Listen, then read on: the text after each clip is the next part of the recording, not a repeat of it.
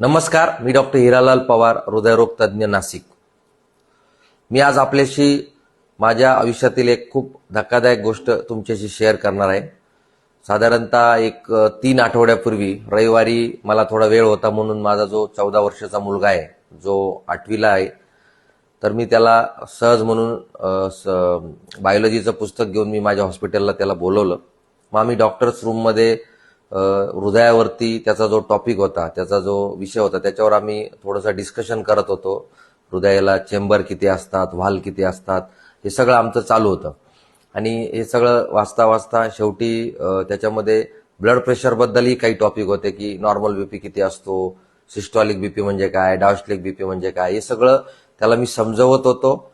तर मी त्याला बोललो की तू आता आलायस तर आपण चल तुझा बीपी मोजू, आणि बीपी मोजल्यावर तुला वरचा आणि खालचा बीपी मधला फरक मी तुला सांगतो।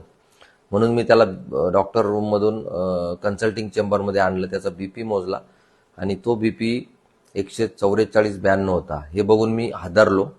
14 वर्षाच्या मुलासाठी अजिबात नॉर्मल नव्हतं। इवन 18 वर्षावरील प्रौढांनाही 120/80 पेक्षा जास्त अपेक्षित नसतो, आणि या वयात तर त्याहूनही कमी असायला हवा होता। त्यामुळे मी थोडंसं स्ट्रेसमध्ये आलो। मी बीपीचं मशीन सोबत घेतला आणि घरी आलो। घरी आल्यावर माझी जी 11 वर्षाची मुलगी आहे तिचाही मी बीपी मोजला आणि तोही वाढलेला।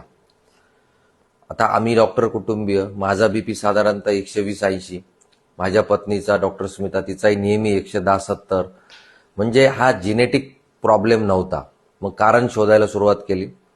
बाहेरचे चिप्स, मॅगी, पॅकेट फूड्स आमच्या घरी कधीच नव्हते।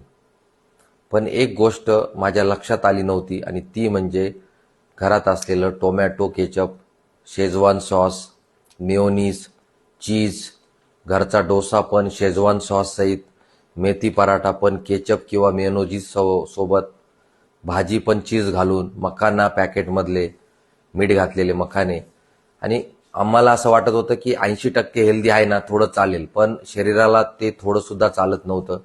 खरं सांगतो, या बीपी रिडिंग्स प्रमाणे दोघांनाही औषधांची गरज लागू शकली असती।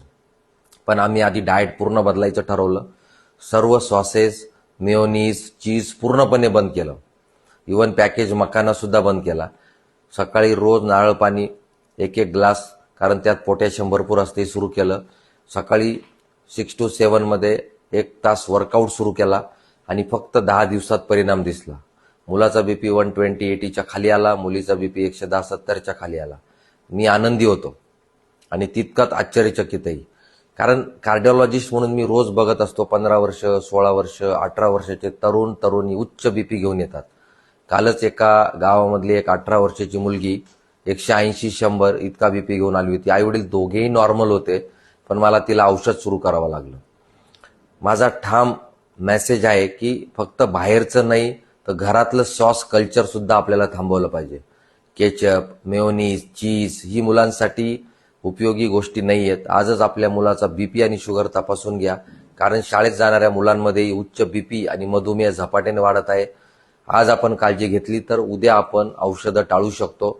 मुलांचं आरोग्य हीच खरी गुंतवणूक आहे। धन्यवाद।